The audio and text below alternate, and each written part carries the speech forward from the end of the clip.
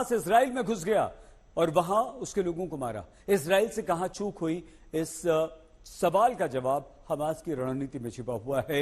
Hamas ने खुद को इस तरह से इजराइल के सामने दिखाया कि वो गाजा के प्रशासन में व्यस्त है, निजी राजनीतिक दखल में फंसा हुआ है, जबकि सच्चाई तो यह थी कि हमास पिछले 2 वर्षों से दिन रात इस्राइल पर इतना बड़ा हमला करने की तैयारी कर रहा था, आतंकवादियों को ट्रेनिंग दे रहा था, पैसे इकट्ठा कर रहा था, हथियार इकट्ठा कर रहा था, मिसाइल इकट्ठा कर रहा था।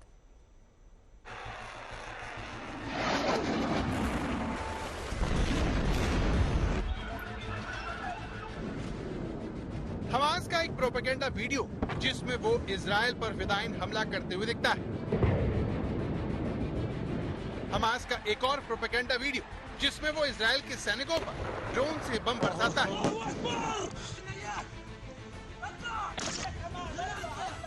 हमास के हौसले बुलंद हैं, वो खुद को ताकतवर दिखाने के लिए लगातार प्रोपेगेंडा वीडियो जारी कर रहा है। ऐसे ही एक वीडियो में उसकी तरफ से पानी के पाइप से रॉकेट बनाने का दावा किया जा रहा है। ये देखिए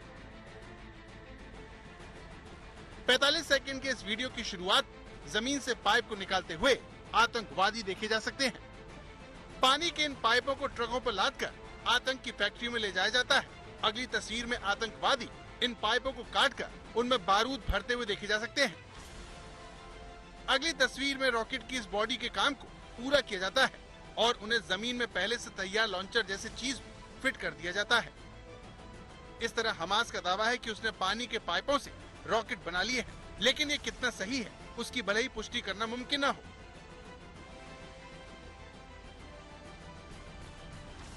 लेकिन जिस तरह से उसने पिछले शनिवार से इजराइल पर रॉकेटों की बरसात की है, उससे एक बात कही जा सकती है कि वो इस हमले की तैयारी बरसों से कर रहा था। لكن حماس من تحت الطاولة كانت تحضر لهذه العملية الكبيرة، وصواريخ المقاومة اليوم بتغطي كل فلسطين.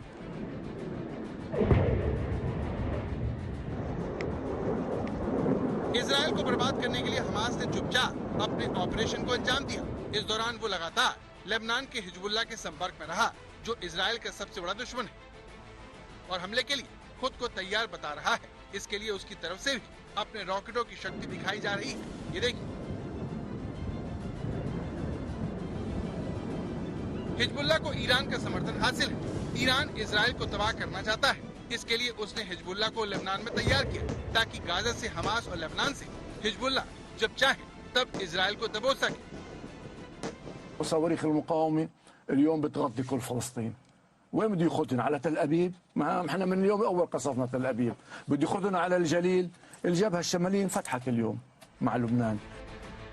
तो इजराइल के दुश्मन मिलकर उस पर वार कर रहे हैं। सबसे बड़ी बात यह है कि इन सभी के पीछे ईरान खड़ा दिखाई पड़ता है।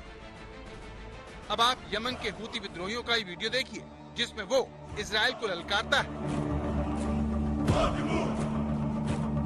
فيما يتعلق بالإخوة المجاهدين في قطاع غزة وفي شعب فلسطين بشكل عام، نقول لهم أنتم لستم وحدكم، شعبنا إلى جانبكم. इस तरह ईरान भले ही इजराइल से दूर हो, लेकिन वो कभी भी इजराइल को तंग कर सकता है, क्योंकि ईरान का इराक, सीरिया और लेबनान में प्रभाव है। इराक सीरिया शिया बहुल देश है, तो लेबनान में हिजबुल्लाह बहुत मजबूत है। इस तरह ईरान की इसी पहुंच की वजह से इजराइल के दुश्मन लगातार मजबूत हो रहे हैं। गाजा में हमास की कथित रॉकेट फैक्ट्री भी इसी मदद का नतीजा हो सकती है, जहां पर अब इजराइल बड़ी कार्रवाई के लिए कमर कस चुका है। ये जो तस्वीरें आप इस समय देख रहे हैं, इजराइल की सेना है और इजराइल की सेना गाजा पट्टी की तरफ बढ़ रही है, और ये एक्सक्लूसिव तस्वीरें आप इंडिया टुडे पर, ये आज तक पर आप देख रहे हैं। ये इजराइल की सेना के टैंक आगे बढ़ रहे हैं।